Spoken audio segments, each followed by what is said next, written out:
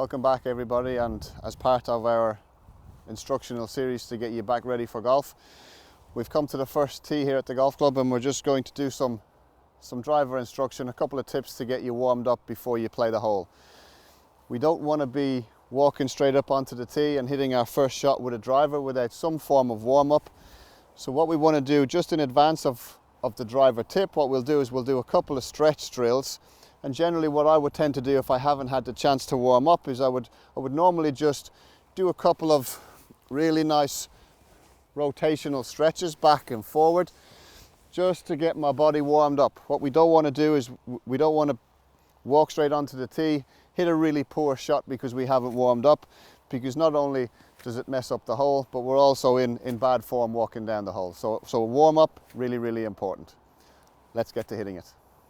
So we're ready to go, we're on the first tee, we're about to hit the first ball, and what I thought I would do is just give you a couple of tips that I use every day in coaching to try and help people hit better drives. Number one, people always ask me, is custom fitting of any benefit? And the answer to that question is absolutely yes. Always have a custom fit, because you're always going to be able to potentially get a few new yards. Lots of different drivers, lots of different shafts, and they all work differently depending on who's using it. So well worth taking the time to go and have a custom fit. The actual hitting the ball itself, what we want to do, a couple of the key things really. The setup is the most important thing for a driver. As you can see here, when I set up, I want to make sure that I'm definitely tilted behind the ball.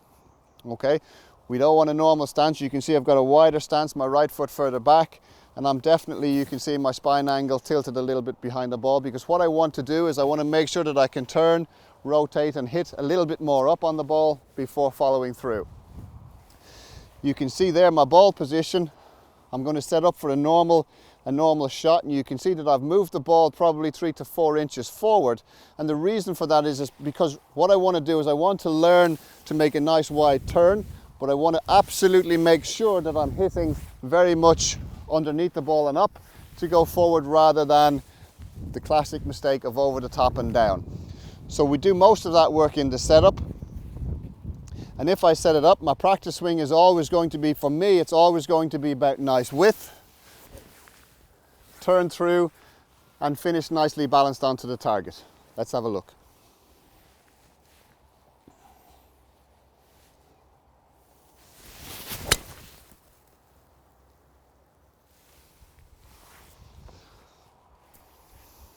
Not too bad.